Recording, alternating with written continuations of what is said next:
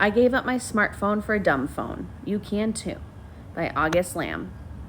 I was on a mission biking around to post flyers for my latest tech downgrading event. Want to ditch your smartphone? They asked in bold capitals. Want to leave social media? Spend less time on screens?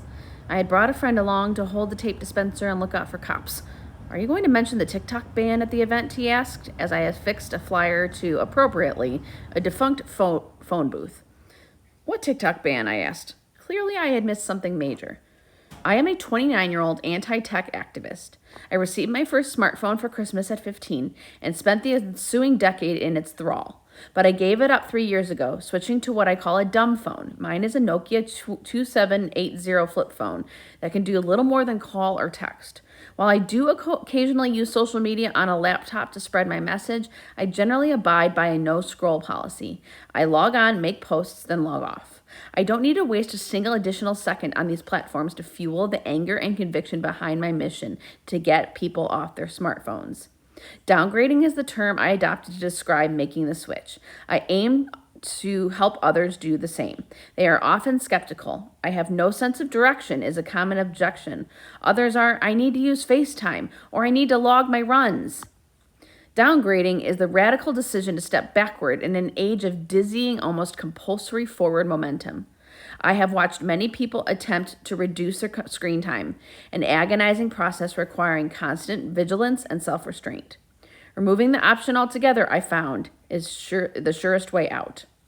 3 years ago, I was as entangled in my smartphone as anyone. As an Instagram art influencer with nearly 200,000 followers, I spent all day online and earned all my money through the app. Print sales, drawing commissions, and paid partnerships with art supply companies. Social media makes no distinction between the personal and the professional. The way I saw it, Instagram had given me that rare and enviable thing, a career as an artist. I didn't understand how much it had taken in return. In the summer of 2022, as I was preparing for the publication of my first book, I was suddenly locked out of my account. This was a career emergency. How would I promote the book? Furthermore, how would I sell my art? It was months before I regained access. Meta is not known for responsive customer service. And in the meantime, I was financially insecure and socially isolated. Online, I was a public figure. Offline, I was anonymous, adrift. When TikTok was briefly shut down last month, the app's more than 150 million American users had the same sudden realization. The platform's centrality to human connection was made explicit and intolerable. Billions of social ties were erased by forces unseen and beyond our control. We had built this online world only to find that it did not belong to us. What's more, nothing on social media belongs to us. Our art, our ideas, and our relationships are reduced to data to be mined and exploited by tech corporations, sometimes even used to train AI models. We have no backups either. Few people still keep address books or mailing lists, much less diaries or photo albums.